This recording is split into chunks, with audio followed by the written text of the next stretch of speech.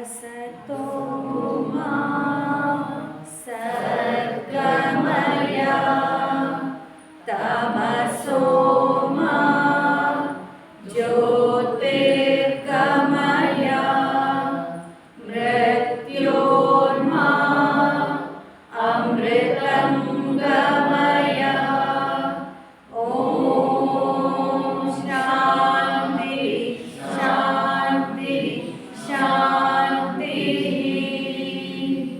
ಎರಡು ಕೈಗಳನ್ನ ಉಚ್ಚಿ, ಕೈಗಳು ಬೆಚ್ಚಗಾದ ಮೇಲೆ ಕಣ್ಣಿನ ಮೇಲೆ ಇಟ್ಟು ಭೂತಾಯಿ, ಭಾರತ ಮಾತೆ, ಗೋಮಾತೆ ಹಾಗೂ ನಮಗೆ ಜನ್ಮ ಕೊಟ್ಟ ಮಹಾತಾಯಿಯನ್ನು ಬ್ರಹ್ಮಶ್ರೀ ದೈವರಾತ್ರನೆಂದು ಅವರ ಆಶೀರ್ವಾದವನ್ನು ಪಡೀತಾ ಇವತ್ತಿನ ತರಗತಿಯನ್ನು ಆರಂಭ ಮಾಡೋಣ. ಕನ್ನಡ ಅರ್ಥ ಆಗತ್ತಾ? ಸರಿ, ಏನಾದರೂ ಪ್ರಶ್ನೆಗಳಿದೆಯಾ ಇವತ್ತಿಗೆ? ಪ್ರಾಣಾಯಾಮವನ್ನು ಮಾಡಿ ಕೃಷ್ಣಾತೀತರಾಗಿದ್ದೀವಿ. ಎಸ್, ಫಸ್ಟ್ ಆಫ್ ಆಲ್ ನಾವು ಈಗ ಸರಿಯಾಗಿ ಉಸಿರಾಡೋದನ್ನು ಕಲ್ತಿದ್ದೀವಿ ಅಂತ ಅನ್ಕೋತೀವಿ. ಪ್ರಾಕ್ಟೀಸ್ ಮಾಡಿದ್ದೀರಾ? ನಿಮ್ಮ ಎಡಗೈಯನ್ನು ಎದೆ ಮೇಲೆ ಇಡಿ, ಬಲಗೈಯನ್ನು ಹೊಟ್ಟೆ ಮೇಲೆ ಇಡಿ ಆ್ಯಂಡ್ ಅಬ್ಸರ್ವ್ ಮಾಡಿ ನೋಡೋಣ ನಿಮ್ಮ ಉಸಿರಾಟದ ಪ್ರಕ್ರಿಯೆ ಹೇಗಾಗಬೇಕು. ವೆನ್ ಯು ಇನ್ಹೇಲ್ ಹೊಟ್ಟೆ ಉಬ್ಬಿ ಮುಂದೆ ಬರಬೇಕು ಆ್ಯಂಡ್ ಎಕ್ಸೇಲ್ ಮಾಡಿದಾಗ ಹೊಟ್ಟೆ ಪೂರ್ತಿಯಾಗಿ ಒಳಗೆ ಹೋಗ್ಬೇಕು. ಆಗ್ತಾ ಇದೆಯಾ ನೋಡಿ? ಎಲ್ಲರೂ ಕಲ್ತಿದ್ದೀರಾ? ಹಿಂದೆ ಹೋಗ್ಬೇಕು. ಹಾಂ, ಮೊದಲು ಹಿಂದೆ ಹೋಗ್ಬೇಕು, ಆಮೇಲೆ ಮುಂದೆ ಹೋಗ್ಬೇಕು. ಉಸಿರನ್ನು ತಗೊಂಡಾಗ ಹೊಟ್ಟೆ ಉಬ್ಬಿ ಮುಂದಕ್ಕೆ ಬರಬೇಕು. ಉಸಿರನ್ನು ಹೊರ ಹಾಕುವಾಗ ಹೊಟ್ಟೆ ಪೂರ್ತಿಯಾಗಿ ಒಳಗೆ ಹೋಗ್ಬೇಕು. ಉಸಿರಾಟದ ಮೊದಲನೇ ನಿಯಮ ಅಂದರೆ ಡೀಪ್ ಅಬ್ಡಾಮಿನಲ್ ಬ್ರೀದಿಂಗ್ನ ನಿಯಮ ಈ ರೀತಿಯಾದ ಚಲನೆ. ಎರಡನೇದಾಗಿ ಯಾವುದೇ ರೀತಿಯ ಶಬ್ದ ಬರಬಾರ್ದು, ಆಗಬಾರ್ದು. ಮೂರನೇದಾಗಿ ಭುಜ ಮತ್ತು ಎದೆಯ ಮೂಮೆಂಟ್ ಜಾಸ್ತಿ ಆಗಬಾರ್ದು. ಹೀಗೆ ಇದು ತಪ್ಪು ಅಂತಲ್ಲ, ಅದು ಥೊರಾಸಿಕ್ ಬ್ರೀದಿಂಗ್ ಆಗುತ್ತೆ ಆ್ಯಂಡ್ ಅದು to the fullest capacity of your lungs ನೀವು ಅದನ್ನ ತೊಗೊಳಕ್ಕಾಗಲ್ಲ. ಹಾಗಾಗಿ ಇಡೀ ಜೀವನದಲ್ಲಿ ಮತ್ತು ಪ್ರತಿ ಕ್ಷಣ ನಾವು ಮಾಡ್ತಾ ಇರೋದು ಅಂತಂದರೆ ಉಸಿರು. ಊಟ, ತಿಂಡಿ, ವ್ಯಾಯಾಮ ಇದ್ಯಾವುದನ್ನು ನಾವು 24x7 ಮಾಡೋದಿಲ್ಲ. ಅದಕ್ಕೆ ಅದರದ್ದೇ ಆದಂಥ ಒಂದಿಷ್ಟು ಹೊತ್ತು ಮಾಡ್ತೀವಿ, ಆಮೇಲೆ ಬಿಟ್ಬಿಡ್ತೀವಿ ಅಲ್ವಾ? ಎಷ್ಟು ಹೊತ್ತು ಅಂತ ವ್ಯಾಯಾಮ ಮಾಡೋಕ್ಕಾಗುತ್ತೆ, ಎಷ್ಟು ಹೊತ್ತು ಅಂತ ತಿಂಡಿ ತಿಂತಾ ಇರೋಕ್ಕಾಗುತ್ತೆ? ಅದನ್ನು ಒಂದಿಷ್ಟು ಸಮಯ ಮಾತ್ರ. ಆದರೆ ಉಸಿರು 1 ನಿಮಿಷ ಎಲ್ಲ ಕಟ್ಕೋಬೇಡಿ ನೋಡೋಣ, ಎಲ್ಲಾಗುತ್ತೆ ಉಸಿರು? ನಾವು ಪ್ರತಿ ಕ್ಷಣ ಗೊತ್ತಿದ್ದು ಗೊತ್ತಿಲ್ಲದೇನೋ ಉಸಿರಂತೂ ಆಡ್ತಾನೆ ಇರ್ತೀವಿ. ಹಾಗಾಗಿ ಉಸಿರನ್ನೇ ನಾವು ತಪ್ಪಾಗಿ ಆಡ್ತಾ ಇದ್ರೆ ಅಥವಾ ಉಸಿರನ್ನೇ ನಾವು ಟು ದ ಫುಲ್ಲೆಸ್ಟ್ ಕೆಪಾಸಿಟಿ ತೊಗೊಳ್ತಿಲ್ಲ ಅಂತಂದರೆ ಜೀವನ ಟು ದ ಫುಲ್ಲೆಸ್ಟ್ ಬದುಕೋಕ್ಕಾಗತ್ತಾ? ಇಲ್ಲ ಅಲ್ವಾ? ಸೊ ಹಾಗಾಗಿ ಉಸಿರಿನ ಚಲನೆ ಮೊದಲು ಸರಿಯಾಗಿ ಕಲ್ತ್ಕೊಳ್ಬೇಕು, ಅದರ ನಂತರ ಪ್ರಾಣಾಯಾಮ ಬರೋದು. ಪ್ರಾಣ ಮೊದಲು ಸರಿಯಾಗಿ ತಗೊಳ್ಳೋದು ಕಲಿಬೇಕಲ್ವ, ಆಮೇಲೆ ಅದು ಆಯಾಮ ಕೊಡೋದು. ಈಗ ಮೊದಲು ಜಾಗ ಖರೀದಿ, ಆಮೇಲೆ ಜಾಗದಲ್ಲಿ ಮನೆ ಕಟ್ಟೋದು ಅಲ್ವಾ? ಮೊದಲೇ ಮನೆ ಕಟ್ಟು ಆಮೇಲೆ ಜಾಗ ತೊಗೊಳಕ್ಕಾಗಲ್ಲ. ಜಾಗ ಹಾಗೇನೆ ಪ್ರಾಣ, ಉಸಿರನ್ನು ಮೊದಲು ಸರಿಯಾಗಿ ಆಡೋದನ್ನು ನಾವು ಕಲಿಬೇಕು. ಅದರ ನಂತರ ಪ್ರಾಣ. ಈಗ ಏನಾಗ್ತಿದೆ, ಎಲ್ಲರೂ ಪ್ರಾಣಾಯಾಮ ಮಾಡ್ತಾರೆ, 8 ಥರ 10 ಥರ 20 ಥರ ದಿವಸ. ಕಪಾಲಭಾತಿ ಮಾಡ್ತೀನಿ, ನಾಡಿ ಶೋಧ ಮಾಡ್ತೀನಿ, ಉಜ್ಜಾಯಿ, ಭಸ್ತ್ರಿಕಾ, ಕೇಳಿದರೆ ಎಲ್ಲದನ್ನೂ ಮಾಡ್ತಾರೆ, ಎಲ್ಲರೂ ಮಾಡ್ತಾರೆ. ಆದರೆ ಫಲ ಯಾಕೆ ಎಲ್ಲರಿಗೂ ಸಿಗ್ತಾ ಇಲ್ಲ? ಈಗ ಒಂದು 25 ವರ್ಷದ ಹಿಂದೆ ಎಷ್ಟು ಜನ ಪ್ರಾಣಾಯಾಮ ಮಾಡ್ತಾ ಇರ್ತಿದ್ರು ನಿಮ್ಮ ಸುತ್ತಮುತ್ತಲು, ನಿಮ್ಮ ಮನೆಯಲ್ಲಿ, ನಿಮ್ಮ ಹಿರಿಯರು ಎಷ್ಟು ಜನರನ್ನು ನೋಡಿದ್ದೀರಾ? ಈಗ ನಿಮ್ಮ ಸುತ್ತಮುತ್ತಲು ಎಷ್ಟು ಜನರನ್ನ ನೋಡ್ತೀರಾ? ಪಾರ್ಕಿಗೆ ಹೋದರೆ, ಹೊರಗಡೆ ಹೋದರೆ, ಬೆಳಗಾಯಿತು ಅಂತಂದರೆ ಎಲ್ಲರೂ ಯೋಗ, ಪ್ರಾಣಾಯಾಮ, ವಾಕಿಂಗು, ಧ್ಯಾನ ಅಲ್ವಾ, ಇಷ್ಟೆಲ್ಲ ಮಾಡ್ತಾ ಇರ್ತಾರೆ. ಆ 25 ವರ್ಷದ ಹಿಂದೆ ಎಷ್ಟು ಜನ ರೋಗಿಗಳಿದ್ರು ನಿಮ್ಮ ಸುತ್ತಮುತ್ತಲು? ಇವಾಗ ನಿಮ್ಮ ಸುತ್ತಮುತ್ತಲು ಎಷ್ಟು ರೋಗಿಗಳಿದ್ದಾರೆ? ಅಂದಮೇಲೆ ಎಲ್ಲೋ ಏನೋ ಮಿಸ್ ಹೊಡಿತಾ ಇರಬೇಕಲ್ವ?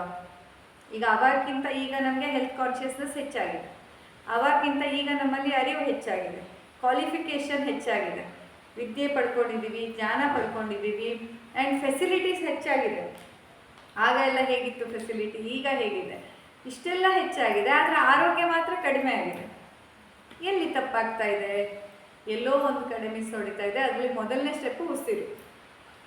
ಉಸಿರನ್ನೇ ನಾವು ಉಲ್ಟಾ ಆಡ್ತಾ ಇದ್ದೀವಿ, ಉಸಿರಾಟವನ್ನೇ ತಪ್ಪಾಗಿ ಮಾಡ್ತಾ ಇದ್ದೀವಿ. ಹಾಗಾಗಿ ಆ ಒಂದು ನಮ್ಮ ಆರೋಗ್ಯದ ಏನು ಒಂದು ಗ್ರಾಫ್ ಅಂತ ತೊಗೊಂಡ್ರೆ ಆ ಗ್ರಾಫ್ ಹಿಂಗೆ ಕ್ಷೀಣಿಸ್ತಾ ಹೋಗ್ತಿದೆ. ಉಸಿರು ಮೊದಲನೇ ಪಾಯಿಂಟ್ ಇರಲಿ, ಅದರ ಜೊತೆ ಮತ್ತು ಉಳಿದಿದ್ದೆಲ್ಲ ಇದ್ದೇ ಇದೆಯಲ್ಲ, ಲೈಫ್ ಸ್ಟೈಲ್ ಇರ್ಬೋದು, ಫುಡ್ ಹ್ಯಾಬಿಟ್ಸ್ ಆಗಿರ್ಬೋದು, ಸೆಡೆಂಟರಿ ಲೈಫ್ ಸ್ಟೈಲ್ ನಾವು ಮಾಡಿಕೊಂಡು ಕೂತಲ್ಲೇ ಕೂತಿರೋದು ಇರ್ಬೋದು, ಮತ್ತು ಎಲ್ಲ ಹ್ಯಾಬಿಟ್ಸ್ಗಳು, ಪೊಲ್ಯೂಷನ್ಗಳು ಅಲ್ವಾ, ಅಲ್ವಾ? ಇದೆಲ್ಲ ಒಟ್ಟಿಗೆ ಸೇರಿ ನಮ್ಮ ಆರೋಗ್ಯವನ್ನು ಮೊಬೈಲ್ ಅನ್ನೋದು ಇವಾಗ ನಮ್ಮ ದೇಹದ ಒಂದು ಅಂಗ ಆಗಿದೆ. It's like external heart. ಒಂದು ಸೆಕೆಂಡ್ ಮೊಬೈಲ್ ಸಿಕ್ಕಿಲ್ಲ ಅಂದ್ರೆ ಹೆಂಗೆ ಆಡ್ತೀರಾ? ಆಸ್ ಇಫ್ ಕಾರ್ಡಿಯಕ್ ಸರ್ಜರಿ ಮಾಡುವಾಗ ಸರ್ಜನ್ ನಿಮ್ಮ ಹಾರ್ಟ್ ತೆಗೆದಿಟ್ಬಿಟ್ಟಂಗೆ ಅನ್ಸುತ್ತೆ ಅಲ್ವಾ? ಮೊಬೈಲ್ ಕರೆದೋಯ್ತು ಅಂತಂದರೆ ಅಷ್ಟು ನಮಗೆ ಪ್ಯಾನಿಕ್ ಆದ ಹಾಗಾಗುತ್ತೆ. ಯಾಕಾಗುತ್ತೆ? ಯಾಕಂತಂದರೆ ಅದು ಒಂಥರ ದೇಹದ ಅಂಗ ಆಗಿಬಿಟ್ಟಿದೆ. ಇಲ್ಲಿ ಹೋದರೂ ಅದಿರುತ್ತೆ. ವಾಶ್ರೂಮಿಗೆ ಹೋದ್ರೂ ಮೊಬೈಲ್ ಇರುತ್ತೆ. ಮೊಬೈಲ್ ಇಲ್ಲದೆ ವಾಶ್ರೂಮಿಗೂ ಹೋಗಲ್ಲ. ವಾಶ್ರೂಮ್ವರೆಗೂ ಮೊಬೈಲು, ನಿದ್ದೆ ಮಾಡುವಾಗಲೂ ಮೊಬೈಲು, ಟ್ರೀಟ್ಮೆಂಟಿಗೆ ಬರುವಾಗಲೂ ಮೊಬೈಲು. ಮೊಬೈಲ್ ಇಲ್ಲ ಅಂತಂದರೆ ಬದುಕಿಲ್ಲ. ಅಂದರೆ ಬಹುಶಃ ಮನುಷ್ಯಂಗೆ ಹಾರ್ಟ್ ಇಲ್ಲದೆ ಇದ್ರೂ ಇದ್ಬಿಡ್ತಾನೇನೋ, ಮೊಬೈಲ್ ಇಲ್ಲದೆ ಇದ್ದರೆ ಬದುಕಲ್ಲ ಅನ್ನೋ ಥರ ಆಗಿಬಿಟ್ಟಿದ್ದಾನೆ. ಇದೆಲ್ಲದೂ ಸೇರಿ ನಮ್ಮ ಆರೋಗ್ಯದ ಗ್ರಾಫ್ ಅನ್ನೋದು ಕೆಳಗೆ ಹೋಗ್ತಾ ಇರುತ್ತೆ. ಸೊ ಇಲ್ಲಿ ಮೊಟ್ಟ ಮೊದಲನೇದಾಗಿ ನಾವು ಬದಲಾವಣೆ ಅಂತ ತರೋದಾದರೆ ನಾವು ಯಾವಾಗಲೂ ಹೊರಗಡೆಯಿಂದ ಬದಲಾವಣೆ ತರೋದ್ರ ಬಗ್ಗೆ ಮಾತಾಡ್ತೀವಿ. ಬಟ್ ಫಸ್ಟ್ ನಾವು ಬದಲಾಗಬೇಕು. ನಮ್ಮ ಒಳಗಡೆಯಿಂದ ಏನೇನಿದೆ ಅಂತ ಅರ್ಥಕೊಳ್ಬೇಕು. ಈಗ ಉದಾಹರಣೆಗೆ ಈ ಒಂದು ಫೋನನ್ನು ನಾನು ಟು ದ ಬೆಸ್ಟ್ ಪಾಸಿಬಲ್ ಇಂದ ಯೂಸ್ ಮಾಡಬೇಕಂತಂದರೆ, ಈ ಫೋನ್ ನನ್ನ ಕೈಯಲ್ಲಿದ್ದರೆ ನನಗಿದ್ರೊಳಗೆ ಏನೇನು ಆ್ಯಪ್ಸ್ ಇದೆ, ಹೇಗೆ ಅದು ಬಳಕೆ ಆಗುತ್ತೆ ಅಂತ ಗೊತ್ತಿಲ್ಲ. ನನ್ನ ಅಜ್ಜಿಯ ಕೈಗೆ ಈ ಫೋನನ್ನು ಕೊಟ್ಟರೆ ಆಕೆ ಇದನ್ನ ಯಾವುದಕ್ಕೆ ಬಳಸ್ಬೋದು? ಹಾಗೆ ಇಟ್ಟಿರ್ತಾರೆ. ಫೋನ್ ಕಾಲ್ ಬಂದರೂ ಕಾಲ್ ಬಂದಿದ್ದನ್ನು ನೋಡ್ಬೋದು, ಬಿಟ್ಟರೆ ಅದನ್ನು ರಿಸೀವ್ ಮಾಡೋದು ಗೊತ್ತಿರಲ್ಲ. ಬಿಕಾಸ್ ಅದು ಹೇಗೆ ಅದರ ಬಗ್ಗೆ ಅರಿವು ಗೊತ್ತಿರೋದಿಲ್ಲ. ಆಯಿತು, ಇನ್ನು ಕಾಲ್ ರಿಸೀವ್ ಮಾಡೋದು ಹೇಳಿಕೊಟ್ರೆ ರಿಸೀವ್ ಮಾಡೋ ಆಪ್ಷನ್ ಒಂದು ಗೊತ್ತಿರುತ್ತೆ, ಬಿಟ್ಟರೆ ಬೇರೆ ಯಾವುದೇ ಕೆಲಸಕ್ಕಾಗಲಿ ಅಥವಾ ಅದು ಐಫೋನಾ ಆ್ಯಂಡ್ರಾಯ್ಡಾ ಅದರೊಳಗೆ ಏನೇನು ಸಾಫ್ಟ್ವೇರ್ಸ್ಗಳಿದೆ, ಯಾವ್ಯಾವ ಅಪ್ಲಿಕೇಶನ್ಸ್ಗಳು ಡೌನ್ಲೋಡ್ ಆಗಿದೆ ಏನೂ ಗೊತ್ತಿರಲ್ಲ. ಅದು ಒಂದು ವಸ್ತುವಿನ ಹಾಗೆ ಬಿದ್ದಿರುತ್ತೆ ಮನೆಯಲ್ಲಿ ಅಲ್ವಾ? ಹಾಗೆಯೇ ನಾವೆಲ್ಲ ನಮ್ಮ ದೇಹವನ್ನು ಏನು ಮಾಡಿಬಿಟ್ಟಿದ್ದೀವಿ ಅಂತಂದರೆ ಒಂದು ವಸ್ತುವಿನ ಥರ ಬಿಸಾಕಿ ಇಟ್ಟಿದ್ದೀವಿ ಅಷ್ಟೇ. ಅದಕ್ಕೆ ಒಳಗಡೆ ಎಷ್ಟೊಂದು ಅಪ್ಲಿಕೇಶನ್ಸ್ಗಳು ಆಲ್ರೆಡಿ ಡೌನ್ಲೋಡೆಡ್ ಇದೆ. ಡಿಫಾಲ್ಟ್ ಸಾಫ್ಟ್ವೇರ್ಸ್ಗಳು, ಡಿಫಾಲ್ಟ್ ಅಪ್ಲಿಕೇಶನ್. ನಿಮಗೆ ಫೋನ್ ತೊಗೊಂಡಾಗ ಒಂದಿಷ್ಟು ಆಲ್ರೆಡಿ ಇರತ್ತಲ್ವ ಫೋನಲ್ಲಿ, ಕ್ಯಾಲ್ಕುಲೇಟರು, ಆಮೇಲೆ ಮತ್ತಿನ್ನೇನೇನೋ ಒಂದಿಷ್ಟೆಲ್ಲ ಕ್ಯಾಲೆಂಡರು, ಇನ್ನೂ ಒಂದಿಷ್ಟೆಲ್ಲ ಇರುತ್ತೆ, ಗೂಗಲ್ಲು ಅಲ್ವಾ? ಒಂದಿಷ್ಟು ಆಲ್ರೆಡಿ ಡಿಫಾಲ್ಟ್ ಅಂತ ಅದರಲ್ಲಿರುತ್ತೆ. ಒಂದಿಷ್ಟನ್ನು ನೀವು ಇನ್ಸ್ಟಾಲ್ ಮಾಡ್ಕೊತೀರಾ ನಿಮ್ಗೆ ಯಾವ್ಯಾವ ಬೇಕು ನಿಮ್ಮ ಕೆಲಸಕ್ಕೆ ಅನುಗುಣವಾಗಿ ಅಂತ. ಹಾಗೆಯೇ ನಮ್ಮ ದೇಹದಲ್ಲೂ ಒಂದಿಷ್ಟು ಅಪ್ಲಿಕೇಶನ್ಸ್ಗಳು ಆಲ್ರೆಡಿ ಇದ್ದಾವೆ. ಆದರೆ ನೀವು ಯಾಕೆ ಇಷ್ಟೊಂದು ಸಫರಿಂಗಲ್ಲಿ ಇದ್ದೀರಾ, ಎಷ್ಟು ಬೇರೆ ಬೇರೆ ರೀತಿಯ ರೋಗದಿಂದ ಸಫರ್ ಆಗ್ತಿದ್ದೀರಾ ಅಂತಂದರೆ ಯಾವ್ಯಾವ ಅಪ್ಲಿಕೇಶನ್ಸ್ ಇದೆ ಅಂತ ನಮಗೆ ಗೊತ್ತಿಲ್ಲ. ಗೊತ್ತೇ ಇಲ್ಲದ ಅಪ್ಲಿಕೇಶನ್ನಿಂದ ಯೂಸ್ ಮಾಡಿ. ಈಗ ನಿಮಗೆ ಯೂಟ್ಯೂಬ್ ಗೊತ್ತಿತ್ತು, ಫೇಸ್ಬುಕ್ ಗೊತ್ತಿತ್ತು, ಓಪನ್ ಮಾಡಿದ್ರಿ ನಾನು ವೀಡಿಯೋ ನೋಡಿದ್ರಿ. ಇಲ್ಲ ಅಂದರೆ ನಿಮಗೆ ನಾನು ಇದ್ದೀನಿ ಅಂತಲೇ ಗೊತ್ತಾಗ್ತಿರ್ಲಿಲ್ಲ ಅಲ್ವಾ? ಯಾಕೆ? ಆ ಅಪ್ಲಿಕೇಶನ್ ಇದೆ, ಅದನ್ನ ಓಪನ್ ಮಾಡಿದರೆ ವೀಡಿಯೋಸ್ ನೋಡ್ಬೋದು, ಮನೆಯಲ್ಲೇ ಕೂತು ಬೇರೆ ಎಲ್ಲೆಲ್ಲೋ ನಡೀತಾ ಇರೋ ವಿದ್ಯಮಾನವನ್ನು ಗಮನಿಸಬಹುದು ಅನ್ನೋ ನಾಲೆಜ್ ನಿಮ್ಗೆ ಇದ್ದಿದ್ದಕ್ಕೆ ಅದರ ಬಳಕೆ ಆಯಿತು. ಇಲ್ಲದೇ ಇದ್ದಿದ್ದರೆ ಫೇಸ್ಬುಕ್ ಹೇಗೆ ಬಳಸೋದಂತ ಗೊತ್ತಿಲ್ಲದೆ ಇದ್ದಿದ್ರೆ, ಯೂಟ್ಯೂಬ್ ಹೇಗೆ ಬಳಸೋದಂತ ಗೊತ್ತಿಲ್ಲದೆ ಇದ್ದಿದ್ರೆ ನನ್ನ ಪರಿಚಯವೇ ನಿಮ್ಗೆ ಆಗ್ತಾ ಇರಲಿಲ್ಲ. ಹಾಗೆಯೇ ನಮ್ಮ ದೇಹದಲ್ಲಿ ಎಷ್ಟೊಂದು ಇಂಥ ಅಪ್ಲಿಕೇಶನ್ ಮುಟ್ಟದೆ ಹಾಗೆ ಕುಳಿತಿದೆ. ಅದರಲ್ಲಿ ಮುಖ್ಯವಾಗಿ ಈ ಪಂಚಕೋಶಗಳಾಗಿರ್ಬೋದು, ಮೊನ್ನೆ ಕ್ಲಾಸಲ್ಲಿ ನಾವು ಕಲ್ತಿದ್ವಲ್ವ, 5 ಲೇಯರ್ ನಮ್ಮ ಎಕ್ಸಿಸ್ಟೆನ್ಸ್, ಇವೆಲ್ಲವೂ ನಮ್ಮ ಬೆನಿಫಿಟ್ಸಿಗಿರೋದು. ದೇ ಆರ್ ದ ಟೂಲ್ಸ್ ಅಂತ. ಈಗ ಇಮೋಷನ್ಸ್ಗಳು, ಯಾವ್ಯಾವ ಇಮೋಷನ್ಸ್ ಹೆಸರು ಹೇಳಿ ಒಂದಿಷ್ಟು. ಭಾವನೆಗಳು ಏನೇನು, ಯಾವ್ಯಾವುದು? ಖುಷಿ, ದುಃಖ, ಕೋಪ, ಬೇಸರ, ಭಯ, ಎಕ್ಸೈಟ್ಮೆಂಟ್ ಕನ್ನಡದಲ್ಲಿ ಆಶ್ಚರ್ಯ, ಚಿಂತೆ, ಆತಂಕ, ಮಮತೆ. ಇದರಲ್ಲಿ ಯಾವ್ಯಾವುದು ಒಳ್ಳೆಯದು, ಆಯ್ತು ಇನ್ನೊಂದಿಷ್ಟು ಹೇಳಿ ನೀವು. ಆತ್ಮವಿಶ್ವಾಸ, ಸಹನೆ, ಕರುಣೆ, ತಾಳ್ಮೆ ಅಲ್ವಾ? ಓಕೆ. ಇದಿಷ್ಟರಲ್ಲಿ ಯಾವ್ಯಾವುದು ಒಳ್ಳೆಯದು, ಯಾವ್ಯಾವ ಕೆಟ್ಟ ಭಾವನೆಗಳು ಹೇಳಿ. ತಾಳ್ಮೆ ಒಳ್ಳೆಯದು, ಖುಷಿ ಒಳ್ಳೆಯದು, ಮಮತೆ ಒಳ್ಳೆಯದು, ಪ್ರೀತಿ ಒಳ್ಳೆಯದು, ಸಹನೆ ಒಳ್ಳೆಯದು, ನೆಮ್ಮದಿ ಒಳ್ಳೆಯದು. ಕೆಟ್ಟ ಭಾವನೆಗಳು ಯಾವ್ಯಾವುದು? ದುಃಖ, ಕೋಪ, ಭಯ, ಆತಂಕ, ಕನ್ಫ್ಯೂಷನ್, ಗೊಂದಲಗಳು, ಅಸೂಯೆ, ಅಸೂಯೆ, ಕರೆಕ್ಟ್, ಹೌದು. ಸೊ ಇದೆಲ್ಲದು ಒಳ್ಳೆಯದು, ಇದಿಷ್ಟು ಕೆಟ್ಟದ್ದು ಅಂತ ನಾವು ವರ್ಗೀಕರಣ ಮಾಡ್ಕೊಂಡ್ವಿ. ಆದರೆ ನಿಮ್ಗೆ ಇದು ಒಳ್ಳೇದು ಕೆಟ್ಟದ್ದು ಅಂತ ಹೇಳಿದ್ಯಾರು? ಅಂದರೆ ನಿಮ್ಗೆ ಹೇಗೆ ಗೊತ್ತಾಯ್ತು ಇದು ಕೆಟ್ಟದ್ದು ಅಂತ? ಹಾಂ, ಅದು ನಿಮಗೆ ಫೀಲ್ ಆಗುತ್ತೆ ಒಂದು. ಮತ್ತು ಯಾವ್ಯಾವಾಗ ಇಂತಹ ಭಾವನೆಗಳು ನಿಮ್ಮಲ್ಲಿ ಬಂದಿದೆ ಅವಾಗೆಲ್ಲ ಅದರಿಂದ ಹಾನಿ ಉಂಟಾಗಿದೆ ಅಲ್ವಾ? ಹಾಗಿದ್ರೆ ನಿಮಗೆ ಪ್ರೀತಿಯಿಂದ ಯಾವತ್ತೂ ಹಾನಿ ಉಂಟಾಗ್ಲಿಲ್ವಾ? ನಿಜ ಹೇಳಿ. ಸಹನೆಯಿಂದ ನಿಮ್ಗೆ ಯಾವತ್ತೂ ನೋವು ಆಗ್ಲಿಲ್ವಾ? ಸಹಿಸ್ಕೊಂಡು ಸುಮ್ಮನಿದ್ದಕ್ಕೆ ಯಾವತ್ತೂ ಹಾನಿ ಉಂಟಾಗ್ಲಿಲ್ಲ? ಆಗಿದೆ. ಅಸೂಯೆ ಮಾಡ್ದಾಗಿಂತ ಹೆಚ್ಚಿಗೆ ಹಾನಿ ನಿಮ್ಗೆ ಸಹನೆಯಿಂದಾನೇ ಆಗಿದ್ದಲ್ಲ. ಹಾಗೆ ನೋಡು. ಅಂದ್ರೆ ಇದೆಲ್ಲ ಒಂದಿಷ್ಟು ನಾವು ಅನ್ಕೊಂಡಿರೋದು, ಯಾರು ಹೇಳಿದ್ದಲ್ಲ, ಅಥವಾ ಅದೇ ಹಿಂಗೆ ಅಲ್ಲಿ ಇಲ್ಲಿ ಕೇಳಿದ್ದು ಹೇಳಿದ್ದು ನಾವು ಅನ್ಕೊಂಡಿದ್ದು. ಬಟ್ ನಿಜವಾದ ವಾಸ್ತವತೆ ಏನಂತ ನಾವು ಯಾರು ಯೋಚನೆ ಮಾಡಕ್ ಹೋಗ್ಲಿಲ್ಲ. ಇಲ್ಲಿ ಭಾವನೆಗಳಲ್ಲಿ ಯಾವುದು ಒಳ್ಳೆಯದು ಕೆಟ್ಟದಂತ ಇಲ್ಲ. ಅವು ಒಂದು ಭಾವನೆಗಳು ಅನ್ನುವಂಥದ್ದು ನಮ್ಮ ಟೂಲ್ಸ್, ನಮಗೆ ಕೊಟ್ಟಿರುವಂಥ ಸಾಧನ. ಈಗ ಹೇಗೆ ನಿಮ್ಮ ಮನೆಯಲ್ಲಿ TV, fridge, washing machine, AC, ಇಂಥ ಮಿಕ್ಸರು ಎಲ್ಲ ನಿಮ್ಮ ಕೆಲಸ ಸುಲಭ ಆಗಕ್ಕೆ ಏನೇನು ಇಟ್ಕೊಂಡಿದ್ದೀರಾ ಅದೆಲ್ಲ ಟೂಲ್ಸ್ಗಳು, ಸಾಧನಗಳು. ಆಯಿತಾ? ಈಗ ಮೊದಲು ಬಾಗಿಲಿಂದ ನೀರು ಎತ್ತುತ್ತಿದ್ವಿ, ಅದು ಒಂದು ಟೂಲೇ. ಇವಾಗ ಅದು ನಿಮಗೆ ಮೋಟರಿಂದ ಆಗುತ್ತೆ, ಅದು ಒಂದು ಟೂಲೇ. ಇಲ್ಲಿ ಯಾವ ಟೂಲ್ ಒಳ್ಳೇದು ಕೆಟ್ಟದಂತಂದ್ರೆ ಏನು ಹೇಳೋಕ್ಕಾಗುತ್ತೆ? ನಮ್ಮ ಅಂಡರ್ಸ್ಟ್ಯಾಂಡಿಂಗಿಗೆ ತಕ್ಕಂಗೆ ಅದು ಪ್ರಕೃತಿಯನ್ನು ಗಮನದಲ್ಲಿ ಇಟ್ಕೊಂಡು ಒಂದಿಷ್ಟು ಹೆಚ್ಚಿಗೆ ಡ್ಯಾಮೇಜ್ ಮಾಡುತ್ತೆ, ಒಂದಿಷ್ಟು ಮಾಡಲ್ಲ ಅಂತ ಒಳ್ಳೇದು ಕೆಟ್ಟದ್ದು ಡಿಸೈಡ್ ಮಾಡ್ಬೋದು. ಬಟ್ ಅಟ್ ದ ಎಂಡ್ ಇದೆಲ್ಲದು ಟೂಲ್ಸ್ಗಳಷ್ಟೇ. ಹಾಗೆ ನಮ್ಮ ಭಾವನೆಗಳು ಕೂಡ ನೋಡಿದ್ದೀರಾ ಎಷ್ಟೊಂದು ಸತಿ. ಈಗ ಅಸೂಯೆ ಕೆಟ್ಟದ್ದು ನಿಜ, ಆದರೆ ನೀವೇ ಒಮ್ಮೆ ಯೋಚನೆ ಮಾಡಿ, ನಿಮ್ಮ ಜೀವನದಲ್ಲಿ ಅಸೂಯೆಯಿಂದಾಗಿ ಒಂದೊಂದು ಸತಿ ನೀವು ಎಷ್ಟು ಡಿಸಿಪ್ಲಿನ್ದಾಗಿ ಎಷ್ಟು ಕಷ್ಟಪಟ್ಟು ವರ್ಕ್ ಮಾಡಿದ್ದೀರಾ? ಹೌದಾ? ನೀವೇ ಪ್ರಶ್ನೆ ಕೇಳ್ಕೊಳ್ಳಿ. ಯಾರು ನನಗೆ ಹೌದು ನನಗೆ ಅಸೂಯೆ ಇದೆ ಅಂತ ಒಪ್ಕೊಳ್ಳಲ್ಲ, ಬಟ್ ಯಾವುದೋ ಒಂದಿಷ್ಟು ಹಂತದಲ್ಲಿ ಯಾರೋ ಒಂದಿಷ್ಟು ಬೇರೆಯವ್ರನ್ನ ನೋಡಿದಾಗ ನಿಮ್ಗೆ ಅಸೂಯೆ ಆದಾಗ, ಅವ್ರು ಇಷ್ಟೆಲ್ಲ ಮಾಡಿಬಿಟ್ರ ಅಂತ ಅನಿಸ್ದಾಗ ಆ ಹಠಕ್ಕೆ ಬಿದ್ದು ಆ ಅಸೂಯೆಯಿಂದಾಗಿ ನೀವು ಹಾರ್ಡ್ ವರ್ಕ್ ಮಾಡಿ ಗೆಲ್ಲಿಲ್ವಾ? ಹೊಟ್ಟೆ ಕಿಚ್ಚು, ಜಲಸಿ. ಮಕ್ಕಳು ಆ ಜಲಸಿಯಿಂದ ತಾನೇ ಅವ್ರು ಓದಿ ನಾನು ಫಸ್ಟ್ ಬರ್ಬೇಕಂತ. ನೀವೇ ಆ ಮಕ್ಳಿಗೆ ಯಾವಾಗಲೂ ಅಸೂಯೆ ನೀವು ತರಿಸ್ತೀರಾ? ಆ್ಯಕ್ಚುಲಿ ಇಲ್ಲದೆ ಇದ್ದ ಮಕ್ಕಳಿಗೂ ನೋಡು ಅವ್ನು ನೋಡು ಹೆಂಗೆ ಓದ್ತಿದ್ದಾನೆ, ಇವನು ನೋಡು ಹೆಂಗೆ ಓದ್ತಿದ್ದಾನೆ, ಇವನಿಗೆ ಅಷ್ಟು ಮಾರ್ಕ್ಸ್ ಬಂತು. ಅಲ್ಲಿ ಏನು ಮಾಡ್ತಿದ್ದೀರಾ ನೀವು? ಆ ಅಸೂಯೆ ಅನ್ನುವ ಭಾವನೆಯನ್ನು ಮಗುವಿನಲ್ಲಿ ಶಿಸ್ತು ಮತ್ತು ಹಾರ್ಡ್ ವರ್ಕನ್ನು ಮಾಡಿಸ್ಲಿಕ್ಕೆ ಒಂದು ರೀಸನ್ ಆಗಿ ಉಪಯೋಗಿಸ್ತಾ ಇದ್ದೀರಿ. ಹಾವು ಬುಸ್ಕೊಡತ್ತೆ, ಯಾವಾಗ ಬುಸ್ಕೊಡತ್ತೆ? ಅಥವಾ ಹಾವು ಪವರ್ಫುಲ್ ಅಂತ ನೀವು ಅಂದ್ಕೊಳ್ಳೋದು ಯಾಕೆ? ಹಾವಿನ ನೋಡಿದ್ರೆ ಹೆದರೋದು ಯಾಕೆ? ಹಾವಲ್ಲಿ ಬುಸ್ಗುಟ್ಬಿಡತ್ತೆ, ಕಚ್ಬಿಡತ್ತೆ ಅಂತ ಅಲ್ವಾ?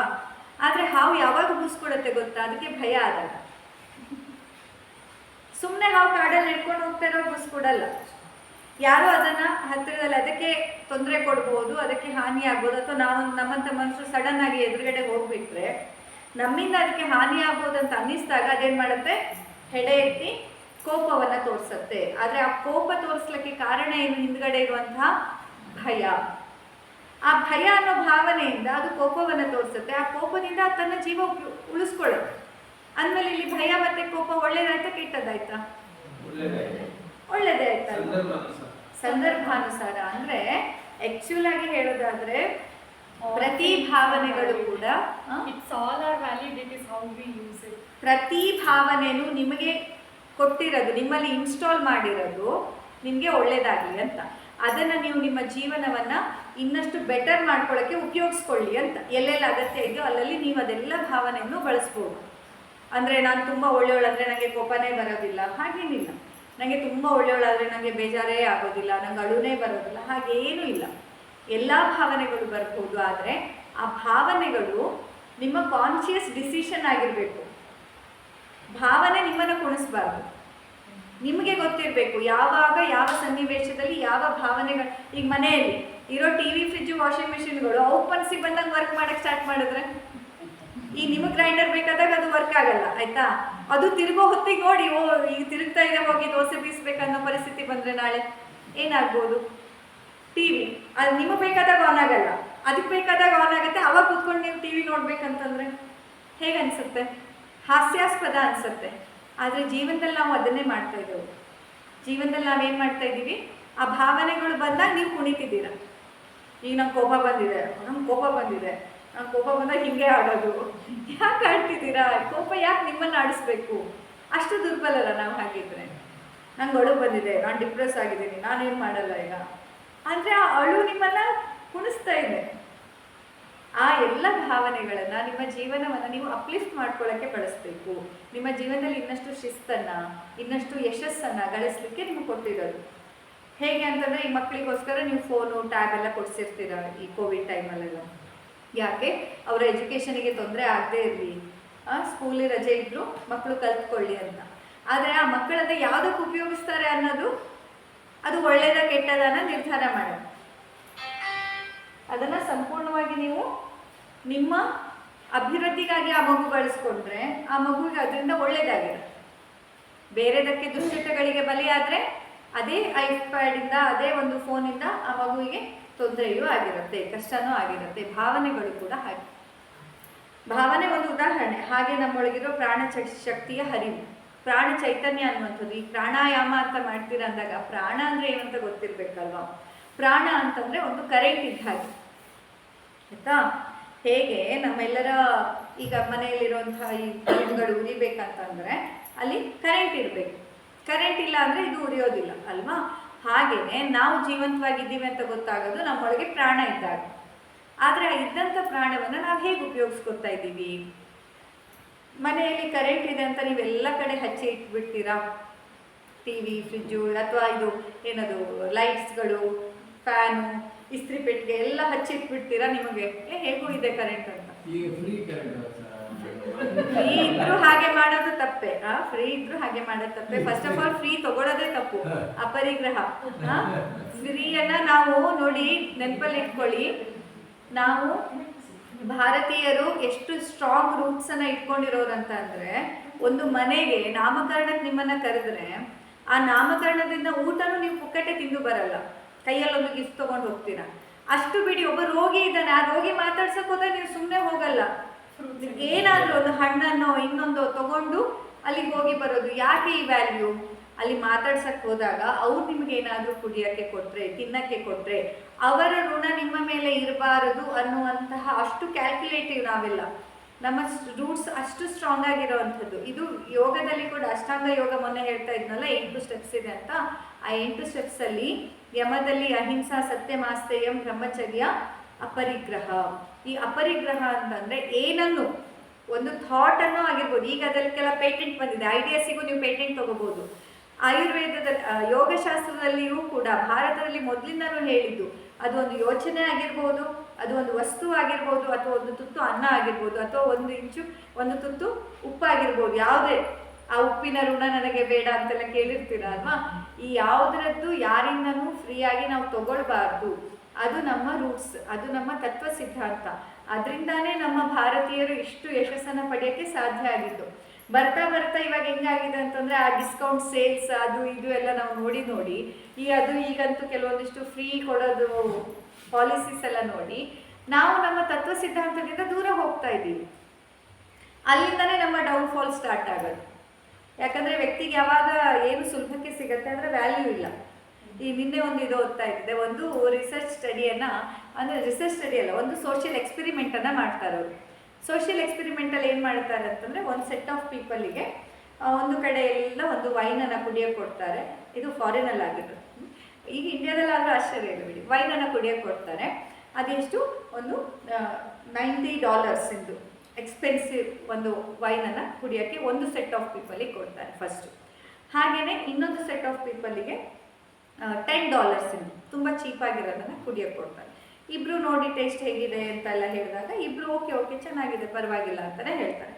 ಆಮೇಲೆ ಅವರಿಬ್ಬರಿಗೂ ಹಾಗಿದ್ರೆ ನಿಮಗೆ ಕೊಟ್ಟಿದ್ದೀಗ $10 ವೈನ್, ನಿಮಗೆ ಕೊಟ್ಟಿದ್ದು $90 ವೈನ್, ಇವಾಗ ಎಕ್ಸ್ಚೇಂಜ್ ಮಾಡಿಕೊಂಡು ಎರಡರಲ್ಲಿ ಯಾವ್ದು ಬೆಟರ್ ಇದೆ ಅಂತ ಹೇಳಿ ಅಂತ ಮತ್ತೆ ಫಸ್ಟ್ ಬ್ಯಾಚ್ನವರಿಗೆ $10 ಕೊಡ್ತಾರೆ, ಸೆಕೆಂಡ್ ಬ್ಯಾಚ್ ಅವರಿಗೆ $90 ಕೊಡ್ತಾರೆ.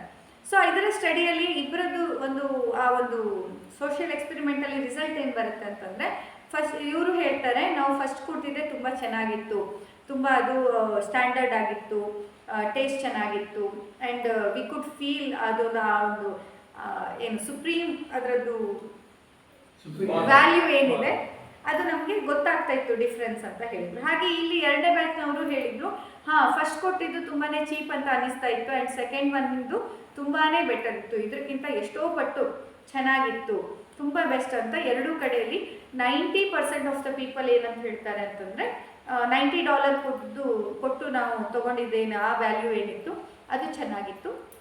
$10 ಏನು ಕೆಟ್ಟದಾಗಿರಲಿಲ್ಲ, ಬಟ್ ಇದಕ್ಕೆ ಕಂಪೇರ್ ಮಾಡಿದಾಗ ಅದೇ ಬೆಸ್ಟ್ ಅಂತ ಹೇಳಿ ಇಬ್ಬರು ಒಂದು ಒಪಿನಿಯನನ್ನು ಕೊಡ್ತಾರೆ.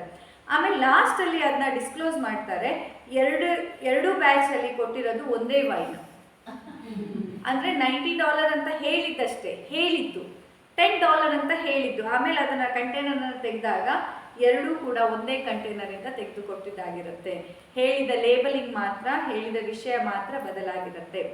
ಅಂದರೆ ಎಲ್ಲೋ ಒಂದು ಕಡೆ ನೋಡಿ, ಹಾಗಿದ್ರೆ ಅಲ್ಲಿ ರುಚಿ ಕೊಟ್ಟಿದ್ದು ಯಾವುದು? ಅವರೆಲ್ಲ ಹಾಗಿದ್ರೆ ಸುಳ್ಳು ಹೇಳಿದ್ರಾ? ಖಂಡಿತ ಸುಳ್ಳು ಹೇಳಿರಲ್ಲ. ಈಗ ಆ ಜಾಗದಲ್ಲಿ ನೀವೇ ಇದ್ದರೆ ನೀವು ಸುಳ್ಳು ಹೇಳಿರ್ತೀರಾ? ಸುಳ್ಳು ಹೇಳಿರೋದಿಲ್ಲ. ನಿಮಗೆ ಆ ಸ್ವಾದದಲ್ಲಿ ವ್ಯತ್ಯಾಸ ಬಂದಿದ್ದೆಲ್ಲಿಂದ? ಅದರ ವ್ಯಾಲ್ಯೂಸಿಂದ. ಯಾವುದರ ವ್ಯಾಲ್ಯೂ ಜಾಸ್ತಿ ಅಂತ ನಿಮ್ಮ ತಲೆಯಲ್ಲಿರುತ್ತೋ ಅದರ ರುಚಿ ಹೆಚ್ಚಿರುತ್ತೆ. ಯಾವುದರ ವ್ಯಾಲ್ಯೂ ಕಡಿಮೆ ಅಂತ ಇರುತ್ತೋ ಅದರ ರುಚಿ ಕಡಿಮೆ ಇರುತ್ತೆ. ಸೊ ಎಷ್ಟೊಂದು ಸತಿ ಮೊನ್ನೆ ಆಹಾರ ಅನ್ನೋ ವೆಬಿನಾರಲ್ಲೂ ನಾನು ಹೇಳ್ತಾ ಇದ್ದೆ, ಆಹಾರ ಅಂದರೆ ಪ್ಲೇಟಲ್ಲಿ ತಿನ್ನೋದಷ್ಟೇ ಆಹಾರ ಅಲ್ಲ.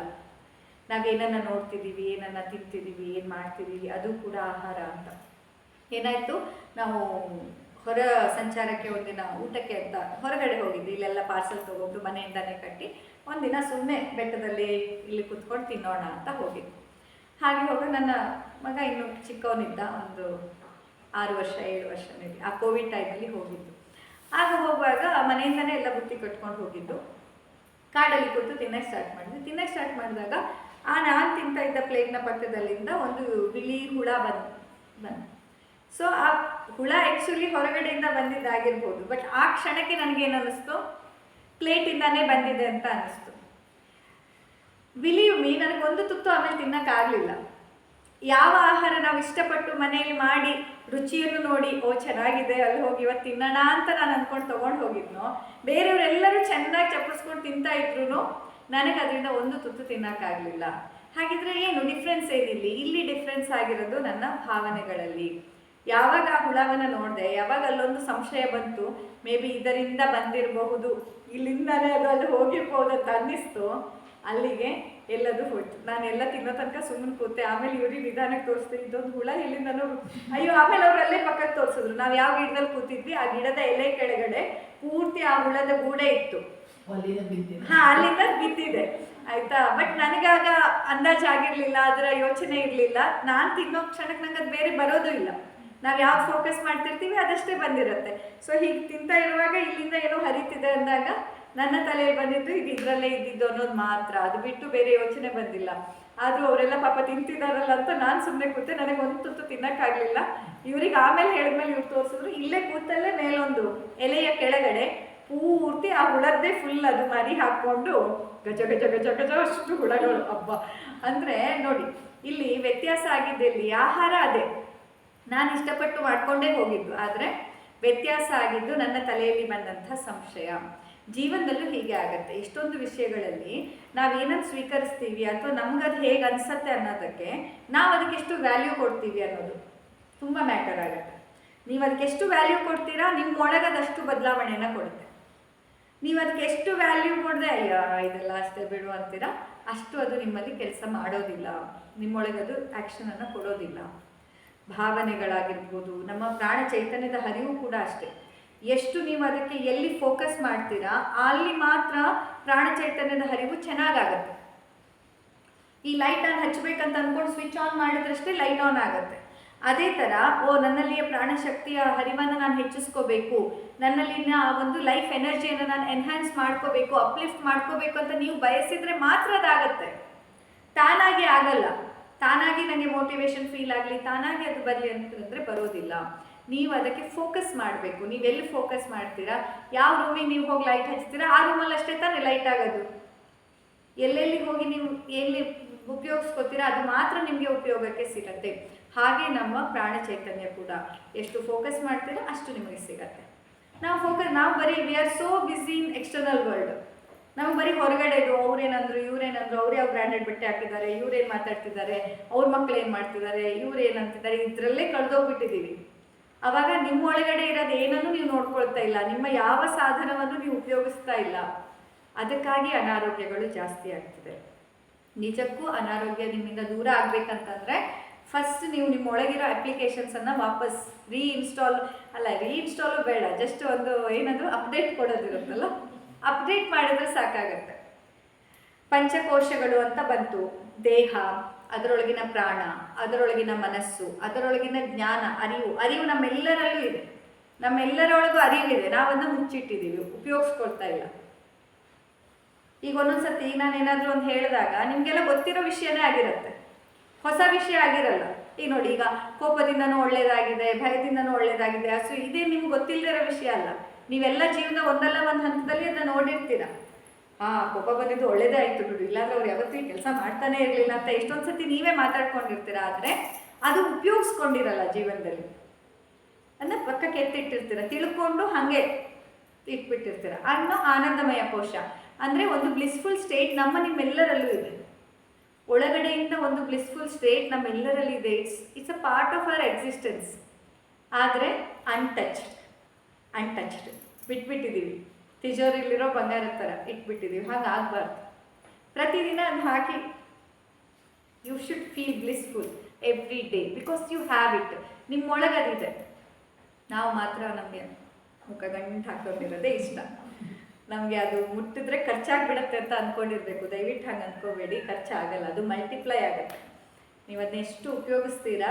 ಹೇಗೆ ಮಸಲ್ಸ್ ವೇಟ್ ಟ್ರೈನಿಂಗ್ ಮಾಡಿದಾಗ ಮಸಲ್ಸ್ ಏನಾಗುತ್ತೆ, ಬೆಳೆಯುತ್ತೆ ತಾನೆ. ಹಾಗೆ ಆನಂದಮಯ ಕೋಶ ಬ್ಲಿಸ್ಫುಲ್ ಸ್ಟೇಟ್ ಏನೋ, ನೀವೆಷ್ಟು ಅದನ್ನ ಉಪಯೋಗಿಸ್ತೀರಾ, ಎಷ್ಟು ಆನಂದವನ್ನು ಅನುಭವಿಸ್ತಾ ಹೋಗ್ತೀರಾ, ಅಷ್ಟು ಅದು ಸ್ಟ್ರಾಂಗ್ ಆಗ್ತಾ ಹೋಗುತ್ತೆ, ಅಷ್ಟು ಅದು ಇನ್ನಷ್ಟು ಮಲ್ಟಿಪ್ಲೈ ಆಗ್ತಾ ಹೋಗುತ್ತೆ. ಇದು ಪಂಚಕೋಶ.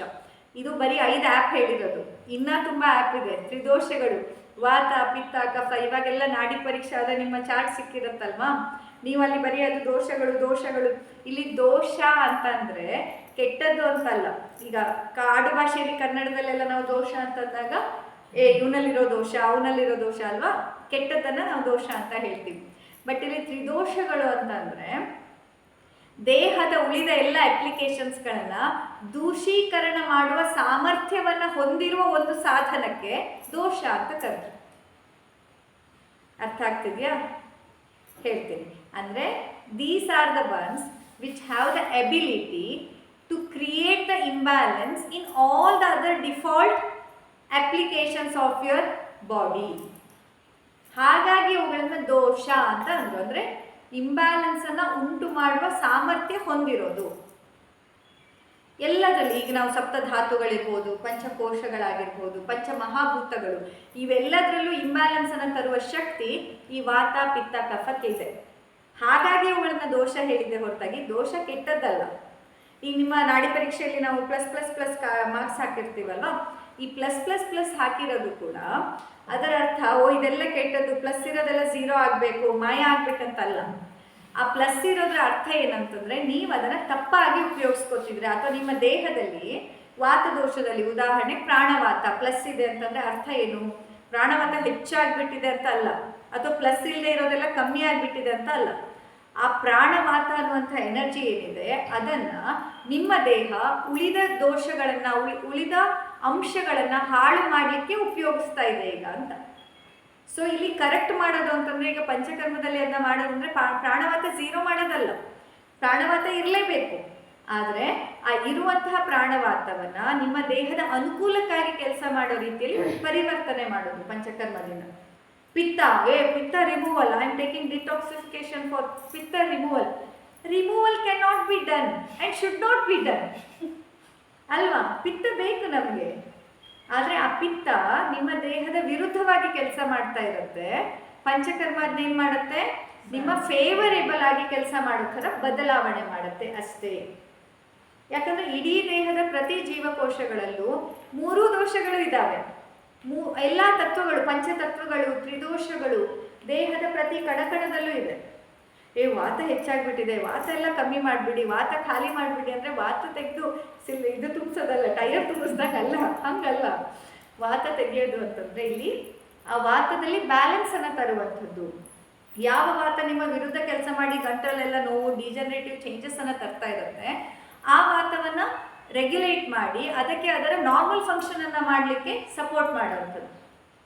ಬಿಕಾಸ್ ವಾತ is very much essential for all of us.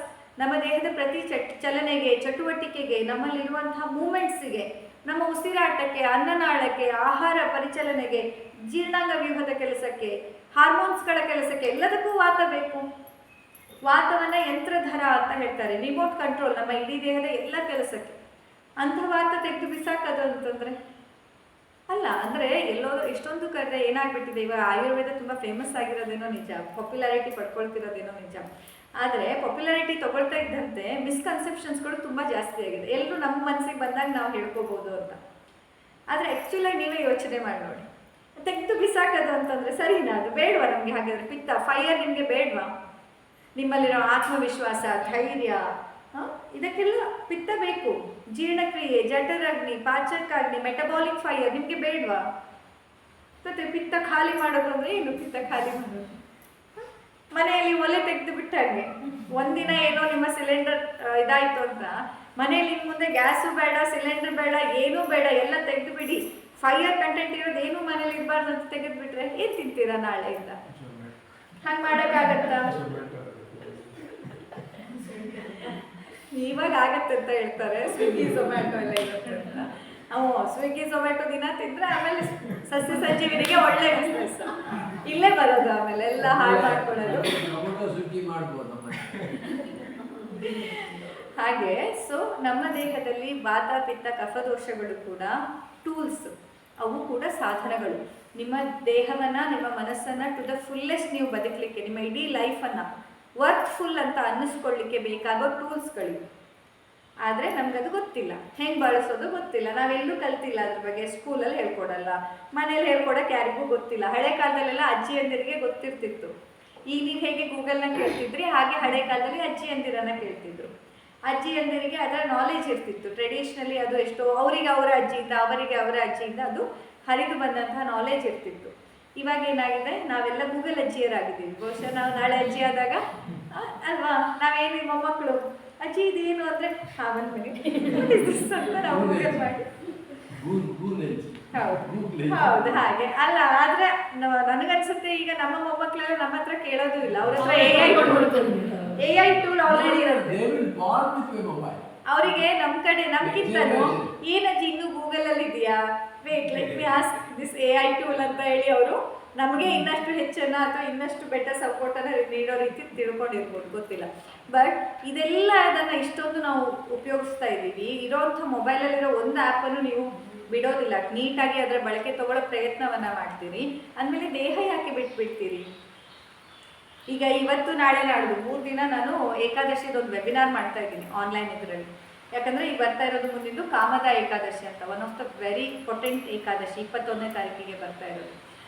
ಏಕಾದಶಿಯಿಂದ ತುಂಬ ದಿನದಿಂದ ಅನ್ಕೋತಾ ಇದೆ ಏಕಾದಶಿ ಬಗ್ಗೆ ಒಂದು ಮಾಡಬೇಕು ವೆಬಿನಾರ್ ಅಂತ. ಈ ಸತಿ 3 ದಿನದ ವೆಬಿನಾರ್. ಇಲ್ಲಿ ನಾವೇನು ಕಲಿತಾ ಇದ್ದೀವಿ, ಏಕಾದಶಿ ಬಗ್ಗೆ ಯಾಕೆ ನಾವು ಮಾಡಬೇಕು, ಆ್ಯಂಡ್ ಅದರ ಹಿಂದಿನ ವೈಜ್ಞಾನಿಕ ಕಾರಣ ಏನು, ಮಾಡುವ ಸರಿಯಾದ ರೀತಿ ಹೇಗೆ, ವಾತದವ್ರು ಯಾವ ರೀತಿ ಮಾಡ್ಬೋದು, ಪಿತ್ತದ. ಯಾಕಂದರೆ ಏಕಾದಶಿ ಅಂದರೆ ಎಲ್ಲರೂ ಒಂದೇ ಥರ ಮಾಡೋಕ್ಕಾಗಲ್ಲ. ನಾವೆಲ್ಲರೂ ನಮ್ಮ ಸಾಫ್ಟ್ವೇರ್ ಬೇರೆ ಬೇರೆ ಇದ್ದಾಗ ವಿಂಡೋಸಲ್ಲಿ ವಿಂಡೋಸ್ 10, ವಿಂಡೋಸ್ 11 ಏನೇನೋ ಇದೆಯಲ್ಲ, ನನಗೆ ಹೆಚ್ಚಿಗೆ ಗೊತ್ತಿಲ್ಲ ಅದ್ರ ಬಗ್ಗೆ. ಸೊ ಎಲ್ಲ ನಿಮ್ಮ ಏನು ಲ್ಯಾಪ್ಟಾಪ್ನ ಮೇಲೆ ಬೇರೆ ಬೇರೆ ಅಲ್ವಾ ಮೆಥಡಾಲಜೀಸ್ ಎಲ್ಲ. ಈ ನಮ್ಮ ಸಾದಾ ಲ್ಯಾಪ್ಟಾಪ್ ಬೇರೆ, ಇನ್ನೊಂದೇನು ಆ್ಯಪಲ್ಲಿದ್ದು ಬೇರೆ ಏನಾರ ಇರುತ್ತಲ್ವ. ಅಂದಮೇಲೆ ದೇಹಕ್ಕೆ ಇಲ್ಲದೆ ಇರುತ್ತಾ? ದೇಹಕ್ಕೂ ಒಬ್ಬೊಬ್ಬರಿಗೆ ಒಂದೊಂದು ರೀತಿಯಲ್ಲಿ ಅನುಕೂಲಗಳು ಮತ್ತು ಅನಾನುಕೂಲಗಳು ಆಗುತ್ತೆ. ಸೊ ಎಲ್ಲರೂ ಒಂದೇ ಥರ ಇರುತ್ತಲ್ಲ, ಅಲ್ಲಿ ಪರ್ಟಿಕ್ಯುಲರ್ ಆಗಿ ಒಂದಿಷ್ಟು ಹೇಳಿದ್ದಾರೆ. ವಾತದವರು ಈ ಥರ ಮಾಡ್ಬೋದು, ಪಿತ್ತದವರು ಈ ಥರ ಮಾಡ್ಬೋದು, ಕಫದವರು ಈ ಥರ ಮಾಡ್ಬೋದು. ಹಾಗೆ ಅದನ್ನು ನಾವು ಅರ್ಥಕೊಂಡು ಮಾಡಿದಾಗ ನಮಗೆ ಅದರ ಬೆನಿಫಿಟ್ಸ್ ಇನ್ನೂ ಜಾಸ್ತಿ ಸಿಗತ್ತೆ. ಮತ್ತು ಯಾಕೆ ಮಾಡೋದು, ಹೇಗೆ ಮಾಡೋದು, ಯಾರು ಮಾಡಬಾರ್ದು, ಇದನ್ನು ತಿಳ್ಕೊಳ್ಬೇಕು. ಸೊ ಅದಕ್ಕಾಗಿ 3 days ಇದು, ಇವತ್ತು ನಾಳೆ ನಾಡ್ದು ಆನ್ಲೈನಲ್ಲಿರುತ್ತೆ. 8ರಿಂದ 9 ಗಂಟೆ ರಾತ್ರಿ 1 ಅವರಿಂದ ಅಂತ. ಸೊ ಅದರ ನಂತರ ಬರುವಂಥ ಕಾಮದ ಏಕಾದಶಿ ನಿಮಿತ್ತ, ಇದು ಮೊನ್ನೆನೇ ಇಟ್ಕೊಂಡಿದ್ದೆ. ಆ್ಯಕ್ಚುಲಿ ಆಷಾಢ ಶುದ್ಧ ಏಕಾದಶಿಗೆ ಇಟ್ಕೊಂಡಿದ್ದೆ. ನನ್ನ ಬರ್ತಡೇ ಆಷಾಢ ಶುದ್ಧ ಏಕಾದಶಿಗೆ, ಅವಾಗ ಮಾಡೋಣ ಅಂತ. ಅವಾಗ ಏನೇನೋ ಬೇರೆ ಬೇರೆ ಏನೇನೋ ಆಗೋಯ್ತು ಎಲ್ಲ ಕೆಲಸ, ಅದನ್ನು ಪೋಸ್ಟ್ಪೋನ್ ಮಾಡಿ ಈ ಏಕಾದಶಿಗಾದರೂ ಮಾಡೋಣ ಅಂತ 18, 19, 20 ಇವತ್ತು ನಾಳೆ ನಾಳೆ 3 ದಿನ ಇದೆ ಅಂತ. ಅದನ್ನು ಅಟೆಂಡ್ ಆದಾಗ ನಮಗೆ ಇಲ್ಲೂ ಅಷ್ಟೇ, ನಾವು ಇದು ಉದಾಹರಣೆ ಯಾಕೆ ಕೊಟ್ಟಿದ್ದು ಅಂತಂದರೆ, ನಾವು ನಮ್ಮನ್ನು ಅರ್ಥಕೊಂಡಾಗ ಎಲ್ಲದೂ ನಿಮಗೆ ಎಷ್ಟೊಂದು ಸಿಗ್ನಿಫಿಕೆಂಟ್ ಅಂತ ಅನ್ಸಕ್ಕೆ ಸ್ಟಾರ್ಟ್ ಆಗುತ್ತೆ. ಹಾಗೆಯೇ ನಮ್ಮ ಕರ್ಮ ಸೈಕಲ್ ಆಗಿರ್ಬೋದು, ಪಂಚಮಹಾಭೂತಗಳು, ಪ್ರಕೃತಿಯಲ್ಲಿ ಏನಿದೆ ಅದೇ ನಮ್ಮೊಳಗೂ ಇರೋದು. ಈ ನಮ್ಮೊಳಗೆ ಏನಿದೆ ಅದೇ ಪ್ರಕೃತಿಯೊಳಗಿರೋದು. ಯಥಾ ಬ್ರಹ್ಮಾಂಡೆ ತಥಾ ಪಿಂಡಾಂಡೆ ಅಂತ ಆಯುರ್ವೇದ ರೆಫರೆನ್ಸನ್ನು ಹೇಳುತ್ತೆ. ಸೊ ಪ್ರಕೃತಿಯಲ್ಲಿದ್ದಂತಹ ಪಂಚಮಹಾಭೂತಗಳನ್ನ ನೀವು ಅರ್ಥಕೊಂಡಾಗ, ನಮ್ಮೊಳಗಿರುವಂತಹ ಮಹಾಭೂತಗಳನ್ನ ಅರ್ಥಕೊಂಡಾಗ ನಿಮಗೆ ಇದ್ರ ನಡುವೆ ಒಂದು ಸಿಂಕ್ ತರದ್ ಹೇಗೆ ಅಂತ ಗೊತ್ತಾಗುತ್ತೆ, ಬ್ಯಾಲೆನ್ಸ್ ತರದ್ ಹೇಗೆ. ಇಲ್ಲಿ ನನ್ನೊಳಗಿನ ಇದರಲ್ಲಿ ವೇರಿಯೇಷನ್ ಆದಾಗ ಅಲ್ಲಿಂದನೇ ಉಪಯೋಗಿಸ್ಕೊಂಡು ಹೇಗೆ ಬ್ಯಾಲೆನ್ಸ್ ತರ್ಬೋದು, ಹೊರಗಡೆಯಲ್ಲಿ ವೇರಿಯೇಷನ್ಸ್ ಆಗ್ತಾ ಇದ್ದಾಗ ನನ್ನೊಳಗಿನ ಇದರಲ್ಲಿ ಬದಲಾವಣೆಯನ್ನ ಮಾಡ್ಕೊಂಡು ನಾನು ಹೇಗೆ ಅದನ್ನ ಬ್ಯಾಲೆನ್ಸ್ ಮಾಡ್ಕೋಬಹುದು ಅನ್ನೋದು ನಿಮ್ಗೆ ಅರ್ಥ ಆಗುತ್ತೆ. ಹೇಳ್ತಾರಲ್ಲ ಅಂತ being in harmony with the nature ಅಂತ. ಏನು ಎಕ್ಸಾಕ್ಟ್ಲಿ ನಮ್ಗೆ ಅದು ಗೊತ್ತೇ ಇಲ್ಲ, ಸುಮ್ಮನೆ ಒಂದು ಕೊಟೇಶನ್ ಅಂತ ಉಪಯೋಗಿಸ್ತೀವಿ.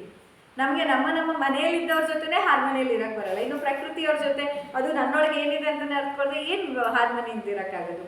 ಸಹಬಾಳ್ವೆ ಅಂತ ಬಂದಾಗ ಆ ಸಹಬಾಳ್ವೆ ಆಗ್ಬೇಕಂದಾಗ ಮೊದಲು ಏನಿದೆ ಅನ್ನೋದು ಗೊತ್ತು. ಈಗ ಮನೇಲಿರೋರ ಜೊತೆ ಹೊಂದ್ಕೊಂಡು ಹೋಗು ಅಂದರೆ ಮನೇಲಿ ಯಾರ್ಯಾರು ಇದ್ದಾರೆ ಅಂತ ಗೊತ್ತಿಲ್ಲದೆ ನೀವು ಹೊಂದ್ಕೊಂಡು ಹೋಗೋಕ್ಕಾಗತ್ತಾ? ಮನೇಲಿ ಯಾರು ಇದ್ದಾರೆ ಅಂತ ಫಸ್ಟ್ ಅರ್ಥಕೋಬೇಕು, ಯಾರ್ಯಾರ್ದು ಕ್ಯಾರೆಕ್ಟರಿಸ್ಟಿಕ್ ಫೀಚರ್ಸ್ ಹೆಂಗೆ ಅಂತ ನಿಮ್ಗೆ ಗೊತ್ತಾಗಬೇಕು. ಗೊತ್ತಾದ್ಮೇಲೆ ಯಾರ್ಯಾರ ಜೊತೆ ಹೇಗೆ ಹೊಂದ್ಕೋಬೇಕು ಅನ್ನೋದು ಗೊತ್ತಾಗುತ್ತೆ ಅಲ್ವಾ? ಹಾಗೇನೆ ನಮ್ಮ ದೇಹದ ಜೊತೆ ಪ್ರಕೃತಿ ಜೊತೆ ನೀವು ಹೊಂದಾಣಿಕೆಯನ್ನು ತಂದ್ಕೊಳ್ಳಿ ಅಂತಂದ್ರಾಗ ದೇಹದಲ್ಲಿ ಏನಿದೆ ಅನ್ನೋದೇ ಗೊತ್ತಿಲ್ಲದೆ ನೀವು ಹೇಗೆ ಹೊಂದಾಣಿಕೆ ತಂದ್ಕೊಳಕ್ಕಾಗತ್ತೆ? ಏನು ತಂದ್ಕೊಳಕ್ಕಾಗಲ್ಲ. ಅದಕ್ಕೆ ನೀವು ಅನಿಸ್ತಿದ್ರೆ ಐ ಫೀಲ್ ನಥಿಂಗ್ ಅಂತ, ನಂಗೇನು ಗೊತ್ತಾಗಲ್ಲ, ನಂಗೇನು ಅನ್ಸೋದೇ ಇಲ್ಲ ಅಂತ. ಯಾಕಂದರೆ ನಿಮ್ಮೊಳಗೆ ಏನೇನು ಇದೆ ಅನ್ನೋದು ನಿಮಗೆ ಗೊತ್ತಿಲ್ಲ. ಸೊ ನಮ್ಮನ್ನು ನಾವು ಅರ್ಥಕೊಳ್ಳುವಂಥ ಪ್ರಯತ್ನ ನಾವು ಮಾಡಬೇಕು. ಈಗ ಬೆಳಿಗ್ಗೆದು ಯೋಗ ಕ್ಲಾಸ್ ಇದು ಆನ್ಲೈನಲ್ಲಿ ಒಂದು ಸ್ಟಾರ್ಟ್ ಮಾಡಿದ್ದೆ ಜೂನ್ದಲ್ಲಿ, ಈಗ ಜುಲೈದಿಂದ ನಡೀತಿದೆ ಆಯಿತಾ. ಅಲ್ಲಿ ಬೆಳಿಗ್ಗೆ ಅದನ್ನೇ ನಾವು ಕಲಿತಾ ಇರೋದು. ಆ ಕ್ಲಾಸಿನ ಮುಖ್ಯ ಉದ್ದೇಶ ನಮ್ಮೊಳಗಿನ ನಮ್ಮ ಪಯಣ ಅಂತ. ಈ ಹೊರಗಡೆ ಪಯಣ ನಿಮ್ಗೆ ಬೇಕಷ್ಟು ಸ್ಕೂಲ್ ಕಾಲೇಜಸ್ ಎಲ್ಲ ಕಲಿಸ್ಬಿಡುತ್ತೆ, ಇದನ್ನ ಹೆಂಗೆ ಬಳಸೋದು ಅದನ್ನೇ, ಬಟ್ ಇಲ್ಲಿರೋದನ್ನ ಹೆಂಗೆ ಬಳಸೋದಂತ ಯಾರೂ ಹೇಳ್ಕೊಡೋದಿಲ್ಲ. ಹಾಗಾಗಿ ಆ ನಮ್ಮೊಳಗಿನ ನಮ್ಮ ಪಯಣ ಅಂತ ಅದಕ್ಕೊಂದು ಹೆಡ್ಡಿಂಗ್ ಕೊಟ್ಟಿದ್ದೆ. ಯಾಕೆ ಅಂತಂದರೆ ಇದು ಯೋಗ ಕ್ಲಾಸ್ ಅಂತಂದರೆ 108 ಸೂರ್ಯ ನಮಸ್ಕಾರ ಮಾಡೋಕ್ಕೆ ಯೋಗ ಕ್ಲಾಸ್ ಅಲ್ಲ. ಇಲ್ಲೇನು ಕಲಿತಾ ಇದ್ದೀವಿ ನಾವು? ತ್ರಿದೋಷಗಳನ್ನು, ಸಪ್ತ ಧಾತುಗಳನ್ನು, ಸಪ್ತ ಚಕ್ರಗಳನ್ನು, ಪಂಚಮಹಾಭೂತಗಳನ್ನು, ಪಂಚ ಜ್ಞಾನೇಂದ್ರಿಯಗಳು, ಪಂಚ ಕರ್ಮೇಂದ್ರಿಯಗಳು, ಪಂಚಕೋಶಗಳು, ಹಾಗೆ 3 ಮಾನಸಿಕ ದೋಷಗಳು. ಇವೆಲ್ಲದರ ಪ್ರಾಕೃತ ಲಕ್ಷಣ ಏನು, ವೃದ್ಧಿ ಲಕ್ಷಣ ಏನು, ಕ್ಷಯ ಲಕ್ಷಣ ಏನು ಅನ್ನೋದನ್ನು ಕಲಿತಾ ಇದ್ದೀವಿ. ಅದನ್ನು ಕಲ್ತ್ಕೊಂಡಾಗ ನಿಮಗೆ ಸಫರಿಂಗ್ ಅನ್ನೋದು ಎಷ್ಟೋ ಮಟ್ಟಿಗೆ ಕಮ್ಮಿ ಆಗಿಬಿಡುತ್ತೆ. ಈಗ ಲಾಸ್ಟ್ ಜೂನ್ ಬ್ಯಾಚಿನಲ್ಲೇ ಎಷ್ಟೊಂದು ಜನ ಅವರ ಅನುಭವ ಶೇರ್ ಮಾಡ್ಕೊಳ್ತಾ ಇದ್ರು. ಏನೋ ಔಷಧಿ ಕೊಟ್ಟಿದ್ದಲ್ಲ, and it is not for the therapeutically ಅಥವಾ ನಾನು ಪರ್ಸ್ನಲ್ ಆಗಿ ಅವರಿಗೆ ಏನು ಸಜೆಷನನ್ನು ಕೊಟ್ಟಿಲ್ಲ. ನಾನಲ್ಲಿ ಹೇಳಿಕೊಟ್ಟಿದ್ದೇನೋ ಅವರನ್ನು ಅವ್ರು ಹೇಗೆ ಅರ್ಥ ಮಾಡ್ಕೋಬೋದು ಅಂತ. ಅಷ್ಟರಲ್ಲೇ ಎಷ್ಟೊಂದು ಲಾಂಗ್ ಸ್ಟ್ಯಾಂಡಿಂಗ್ ಪ್ರಾಬ್ಲಮ್ಸ್ಗಳೆಲ್ಲ ರಿಸಾಲ್ವ್ ಆಯಿತು, ಕಮ್ಮಿ ಆಯಿತು. ಅಸಿಡಿಟಿ ಸರಿ ಆಯಿತು, ಮೈಕೈ ನೋವು ಕಮ್ಮಿ ಆಯಿತು, ಮಲಬದ್ಧತೆ ಸರಿ ಆಯಿತು, ನಿದ್ದೆ ಚೆನ್ನಾಗಿ ಬರ್ತಿದೆ, ಮೈ ತುಂಬ ಲೈಟ್ ಫೀಲ್ ಆಗ್ತಿದೆ. ಹೇಗೆ ಸಾಧ್ಯ ಅಂದರೆ ಆಹಾರ ಅನ್ನೋದು ಇದಷ್ಟೇ ಅಲ್ಲ, ಔಷಧಿಯಿಂದ ಅಷ್ಟೇ ಗುಣ ಆಗಬೇಕಂತಿಲ್ಲ. ನಿಮ್ಮ ಥಾಟ್ ಒಂಚೂರು ಬದಲಾವಣೆ ಆದರೆ, ನೀವು ನೋಡುವ ದೃಷ್ಟಿಕೋನ ಬದಲಾದರೆ ಅದರಿಂದಲೂ ನಿಮಗೆ ಗುಣ ಆಗುತ್ತೆ ಅನ್ನೋದಕ್ಕೆ ಇದೇ ಸಾಕ್ಷಿ. ಗೊತ್ತಾಯ್ತಾ? ಸೊ ಇನ್ನು ಮುಂದಾದರೂ ಅಟ್ಲೀಸ್ಟ್ ನಿಮ್ಮೆಲ್ಲ ಜರ್ನಿ ಒಂಚೂರು ಒಳಮುಖವಾಗಿ ದಿನ ರಾತ್ರಿ ಮಲಗುವ ಮೊದಲು ಒಂದು ಸ್ವಲ್ಪ ಹೊತ್ತಾದರೂ ಆತ್ಮಾವಲೋಕನವನ್ನು ಮಾಡ್ಕೊಳ್ಳಿ. ಹೇಗಾಯಿತು ಇವತ್ತಿನ ಇಡೀ ದಿನ, ನಾನು ಹೇಗೆ ಯುಟಿಲೈಸ್ ಮಾಡಿಕೊಂಡೆ, ಈ ನನ್ನ ದೇಹವನ್ನು ಯಾವ್ಯಾವುದಕ್ಕಾಗಿ ನಾನು ಉಪಯೋಗಿಸಿದೆ ಇವತ್ತು, ಎಲ್ಲೆಲ್ಲಿ ಸೆಡೆಂಟ್ರಿಯಾಗಿ ಕೂತ್ಕೊಳ್ಳೇಬೇಕಾಗಿತ್ತು, ಎಲ್ಲೆಲ್ಲಿ ಆ್ಯಕ್ಟಿವ್ ಆಗಿ ನಾನು ಓಡಾಡ್ಬೋದಿತ್ತು, ಏನೇನು ಬದಲಾವಣೆ ಮಾಡ್ಕೋಬೋದಿತ್ತು, ಪ್ರಶ್ನೆಯನ್ನು ಕೇಳ್ಕೊಳ್ಳಿ. ಭಾವನೆಗಳು, ಯಾವ್ಯಾವ ಭಾವನೆ ಇವತ್ತು ಉಪಯೋಗಿಸಿದೆ. ಯಾಕಂದರೆ ಎಲ್ಲ ಭಾವನೆ ಎಲ್ಲ ದಿನ ನಾವು ಉಪಯೋಗಿಸಲ್ಲ. ಒಂದೊಂದು ದಿನ ಮೊನೋಟೋನಸ್ ಆಗಿ ಹಿಂಗೇ ನಡೀತಿರುತ್ತೆ, ಬೆಳಗ್ಗೆ ರಾತ್ರಿ. ಸೊ ರಾತ್ರಿ ಮಲಗುವಾಗ ಒಮ್ಮೆ ಕೇಳ್ಕೊಳ್ಬೇಕು, ಯಾವ್ಯಾವ ಭಾವನೆ ಇವತ್ತು ನಾನು ಉಪಯೋಗಿಸಿದೆ, ಅದನ್ನು ಸರಿಯಾದ ರೀತಿಯಲ್ಲಿ ಉಪಯೋಗಿಸಿದ್ನಾ ಇಲ್ವಾ, ಅಥವಾ ಭಾವನೆ ನನ್ನನ್ನು ಉಪಯೋಗಿಸ್ಕೊಳ್ತಾ ಇವತ್ತು. ಈ ಎಲ್ಲ ಪ್ರಶ್ನೆಯನ್ನು ನೀವು ಕೇಳ್ಕೊಂಡಾಗ ನಿಮ್ಮಲ್ಲಿ ತುಂಬ ಒಳ್ಳೆ ಪರಿವರ್ತನೆ ಆಗ್ತಾ ಬರುತ್ತೆ. ನೀವು ಅದನ್ನ ತಪ್ಪಾಗಿ ಉಪಯೋಗಿಸೋದು ಕಡಿಮೆ ಆಗುತ್ತಾ ಬರುತ್ತೆ, ಅವೇರ್ನೆಸ್ ಬಂದಾಗ. ಗೊತ್ತಾಯ್ತಾ? ಸೊ ಇದನ್ನು ಅರ್ಥಕೊಂಡಾಗ ನಮ್ಮ ಜೀವನ ಬ್ಯೂಟಿಫುಲ್ ಆಗಿರುತ್ತೆ. ಇದೆಲ್ಲ ಇಷ್ಟೊತ್ತು ಯಾಕೆ ಹೇಳ್ತಿರೋದು ಅಂತಂದರೆ, ನೀವು ಮತ್ತೆ ಮುಂದಿನ ಸಲ ಸಸ್ಯ ಸಂಜೀವಿಗೆ ಬರುವಾಗ ಪೇಷಂಟ್ ಆಗಿ ಬರಬಾರ್ದು, ಹೆಲ್ದಿಯಾಗಿ ಬರಬೇಕು.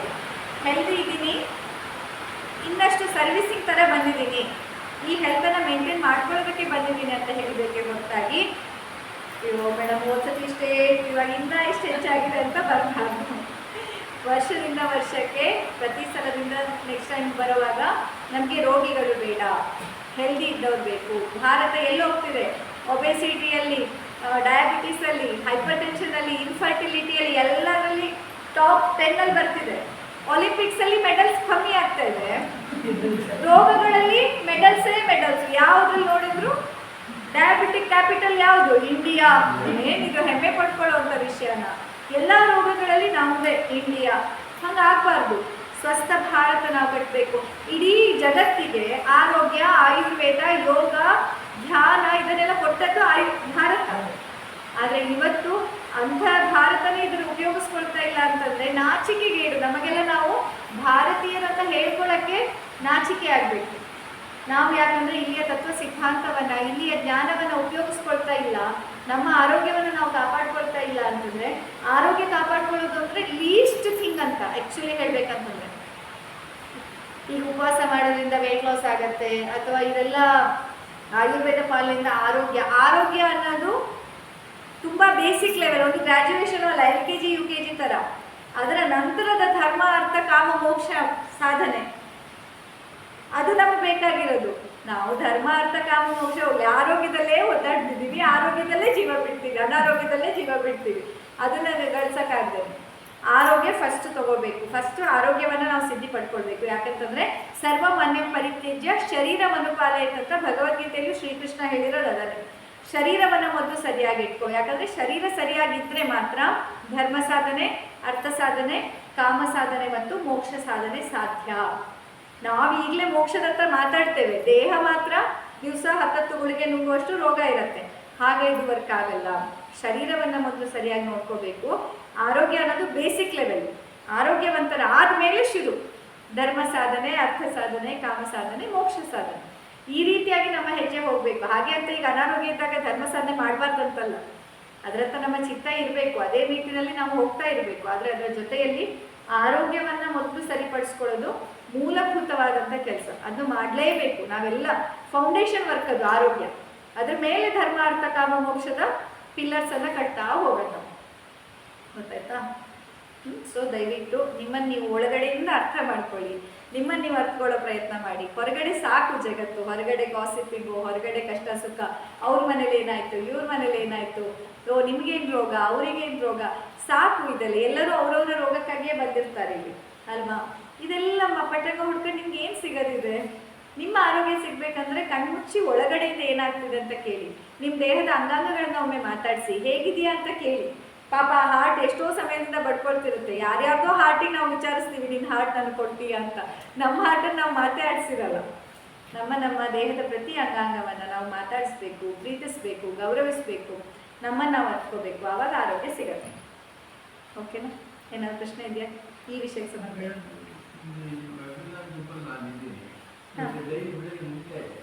ಯಾವ್ದು ಹೇಳಿ? ಡೈಲಿ ಬೆಳಿಗ್ಗೆ ವೆಬಿನಾರ್ ಇಂದಲ್ಲ, ಅದು ಯೋಗ ಕ್ಲಾಸ್ ಇಂದ. ಅದು ಬೇರೆ ಗ್ರೂಪ್ ಇದೆ. ಅದು ಇನ್ನೊಂದು ಗ್ರೂಪ್ ಇದೆ.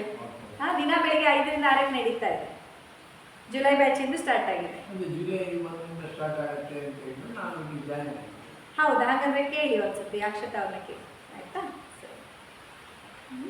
ಓಕೆನಾ? ಸರಿನಾ? ಆಯ್ತು, ಬನ್ನಿ. ನಮಸ್ಕಾರ ಮುದ್ರೆಗೆ ಬನ್ನಿ.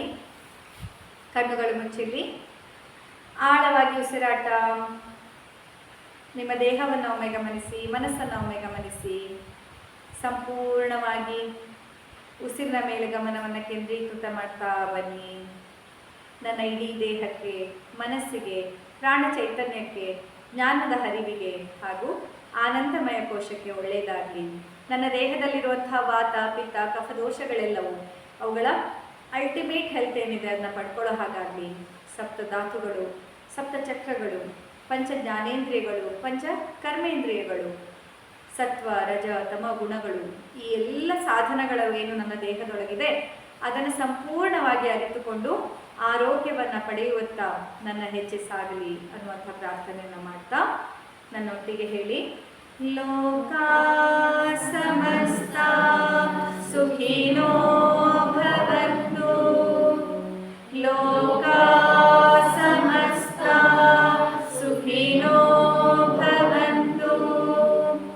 ಲೋಕಾ ಸಮಸ್ತ ಸುಖಿನೋ ಭವಂತು. ಓಂ ಶಾಂತಿ ಶಾಂತಿ ಶಾಂತಿ. ಎರಡು ಕೈಗಳನ್ನ ಉಜ್ಜಿ ಕಣ್ಣಿನ ಮೇಲೆ ಇಡಿ. ಭೂತಾಯಿ, ಭಾರತ ಮಾತೆ, ಗೋಮಾತೆ ಹಾಗೂ ನಮಗೆ ಜನ್ಮ ಕೊಟ್ಟ ಮಹಾತಾಯಿಯನ್ನು, ಬ್ರಹ್ಮಶ್ರೀ ದೈವರಾಪರನ್ನು ನೆನೆದು ಅವರೆಲ್ಲರ ಆಶೀರ್ವಾದವನ್ನು ಪಡೀತಾ ಇವತ್ತಿನ ತರಗತಿಯನ್ನು ಮುಕ್ತಾಯ ಮಾಡೋಣ. ಮುಗುಳ್ನಗೆಯೊಂದಿಗೆ ಕಣ್ಣನ್ನು ಬಿಡಿ. Thank you so much for attending. Have a wonderful evening. ಶುಭ ಸಂಜೆ. Thank you. ಮೈಕೆ ಆಫ್ ಮಾಡ್ಬಿಟ್ಟೆ